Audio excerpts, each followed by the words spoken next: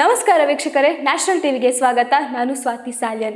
20 ಕೋಟಿಗೋಸ್ಕರ ನಿರ್ಮಾಪಕರೊಬ್ಬರು ಧನುಷ್ ಅವರ ಹಿಂದೆ ಬಿದ್ದಿದ್ದಾರೆ. ಅಂದರೆ ತಮಿಳ್ ನಟ ಆದಂತಹ ಧನುಷ್ ಅವರ ಹಿಂದೆ ಬಿದ್ದಿದ್ದಾರೆ.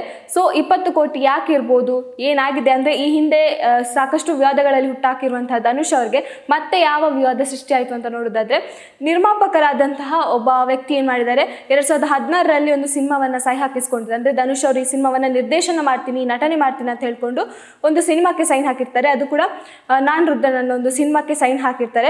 ಬಟ್ ಅದೆಲ್ಲೋ ಒಂದು ಕಡೆ ವಿಳಂಬ ಆಗೋಕ್ಕೆ ಧನುಷ್ ಅವರು ಕಾರಣ ಅಂತ ನಿರ್ಮಾಪಕರು ಅಥವಾ ಇಡೀ ಚಿತ್ರತಂಡ ಈಗ ಅವ್ರ ಹತ್ರ ಬೆರಳು ಮಾಡಿ ತೋರಿಸ್ತಾ ಇದೆ. ಇದು ಯಾಕಿರ್ಬೋದು ಅಂದರೆ ಅವರಲ್ಲಿ ಮಾಡಿರುವಂಥ ಕೆಲವೊಂದು ಬದಲಾವಣೆಗಳು. ಈಗ ನಿರ್ದೇಶಕರಾಗಿರ್ಬೋದು ಅಥವಾ ನಟ ಆಗಿರುವಂತಹ ಧನುಷ್ ಅವರು ಸಿನಿಮಾದಲ್ಲಿ ಕೆಲವೊಂದಿಷ್ಟು ಬದಲಾವಣೆಗಳನ್ನು ಮಾಡ್ತಾರೆ. ಸೊ ಆ ಒಂದು ಬದಲಾವಣೆಯಿಂದ ಸಿನಿಮಾ ರಿಲೀಸ್ ಆಗೋಕ್ಕಾಗಿಲ್ಲ ಅಥವಾ ಸಿನಿಮಾದ ಶೂಟಿಂಗ್ ಕೂಡ ಸ್ಟಾರ್ಟ್ ಆಗಿಲ್ಲ ಅನ್ನೋ ಕೆಲವೊಂದು ವಿವಾದಗಳು ಬರ್ತಾ ಇದೆ. ಸೊ ಈ ಒಂದು ಕಾರಣಕ್ಕೆ ಧನುಷ್ ಅವ್ರ ಮೇಲೆ ಈ ಒಂದು ಅಪವಾದವನ್ನು ಹಾಕಿದ್ದಾರೆ. ಸೊ ತೆಂಡಲ್ ಫಿಲ್ಮ್ ಈ ಒಂದು ಸೂಚನೆಯನ್ನು ಜಾರಿ ಮಾಡಿದೆ. ಸೊ ಹಾಗಾಗಿ ಧನುಷ್ ಅವರ ಮೇಲೆ ಇಂತಹ ಒಂದು ಕೇಸ್ ಆಗಿರ್ಬೋದು, ಆ ಒಂದು ಹಣಕಾಸಿನ ವಿಚಾರದಲ್ಲಿ ಇಂಥ ಒಂದು ಕೇಸ್ ಅವರ ಮೇಲೆ ಅಪವಾದನೆ ಥರ ಬಂದಿದೆ. ಹಾಗಾಗಿ ನಿರ್ಮಾಪಕರಿಗೆ ಬೇಕಂದರೆ ಡೈರೆಕ್ಟಾಗಿ ಧನುಷ್ ಅವ್ರನ್ನೇ ಟಾರ್ಗೆಟ್ ಮಾಡ್ತಿದ್ದಾರೆ ಅಂತಲೇ ಹೇಳ್ಬೋದು.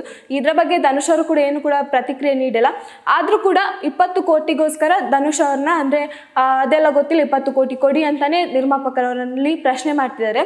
ಹೀಗಾಗಿ ಧನುಷ್ ಅವರು ಈ ಹಿಂದೆ ಹಾಕಿರುವಂತಹ ಸಿನಿಮಾ ಇನ್ನೂ ಕೂಡ ತೆರೆ ಕಾಣ್ತಿಲ್ಲ, ಅಥವಾ ಸಿನಿಮಾಕ್ಕೆ ಸಹಿ ಹಾಕಿದ್ರು ಕೂಡ ಆ ಸಿನಿಮಾದ ಶೂಟಿಂಗ್ ಹೋಗಿಲ್ಲ, ಅಥವಾ ಕೆಲವೊಂದಿಷ್ಟು ಚೇಂಜಸ್ಗಳನ್ನು ಅವ್ರು ಮಾಡಿದ್ರು ಕೂಡ ಆ ಒಂದು ಚೇಂಜಸ್ಗೆ ತಕ್ಕಂತೆ ಅವರಲ್ಲಿ ಸಿನಿಮಾದಲ್ಲಿ ಆ್ಯಕ್ಟ್ ಮಾಡಿಲ್ಲ ಅಂತಲೇ ಇಲ್ಲಿ ನಿರ್ಮಾಪಕರು ದೂರಿದ, ಅಥವಾ ಇಡೀ ಚಿತ್ರತಂಡ ಅವ್ರ ಹತ್ರ ಬೆರಳು ಮಾಡಿ ತೋರಿಸ್ತಾ ಇದೆ. ಹಾಗಾಗಿ ಈಗ ನಷ್ಟ ಆಗಿರೋ ಕಾರಣಕ್ಕಾಗಿ ಚಿತ್ರತಂಡ ಧನುಷ್ ಅವರಿಗೆ ಹೇಳ್ತಾ ಇದೆ. ಇನ್ನು ಇವರ ಮತ್ತು ಮೃಣಾಲ್ ಅವರ ವಿಷಯದಲ್ಲಿ ಸಾಕಷ್ಟು ವಿಚಾರಗಳು, ವಿವಾದಗಳು ಸೃಷ್ಟಿ ಆಗ್ತಾ ಇದೆ. 2ನೇ ಮದುವೆ ಮೃಣಾಲ್ ಜೊತೆ ಆಗ್ತಿದ್ದಾರೆ ಅನ್ನೋದು. ಇದಕ್ಕೆ ಕ್ಲಾರಿಟಿ ಕೊಟ್ಟಂಥ ಮೃಣಾಲ್ ಅವರು ಇವತ್ತು ಅಂದರೆ ಫೆಬ್ರವರಿ 14ಕ್ಕೆ ಅವರ ಮದುವೆ ಇತ್ತು ಅನ್ನೋ ಒಂದು ಗಾಸಿಪ್ ಹರಿದಾಡ್ತಾ ಇತ್ತು. ಸೊ ಹಾಗಾಗಿ ಮೃಣಾಲ್ ಅವರು ಒಂದು ಇಂಟರ್ವ್ಯೂಲ್ಲಿ ಹೇಳ್ತಾರೆ, ನಂದು ಮದುವೆ ಏಪ್ರಿಲ್ 1ಕ್ಕೆ ಅಂತ ಹೇಳ್ತಾರೆ. ಸೊ ಅಲ್ಲಿ ಅವರು ಹೇಳೋ ಪ್ರಕಾರ ಅಂದರೆ ಏಪ್ರಿಲ್ ಫೂಲ್ ಮಾಡ್ತಿದ್ದಾರೆ ಅನ್ನೋ ರೀತಿಯಲ್ಲಿ ಹೇಳ್ತಾರೆ. ಆದರೆ ಧನುಷ್ ಅವರು ಮತ್ತು ಅವರ ವಿವಾದಕ್ಕೆ ಏನು ಆಗ್ತಾ ಇದೆ ಅದರ ಬಗ್ಗೆ ಏನು ಮಾತಾಡದೆ ನನಗೆ ಸರಿಯಾದ ಜೋಡಿ ಸಿಕ್ಕಿದ ಮೇಲೆ ನಾನು ಮದುವೆ ಆಗ್ತೀನಿ ಅಂತ ಒಂದು ಮಾತನ್ನು ಹೇಳ್ತಾರೆ.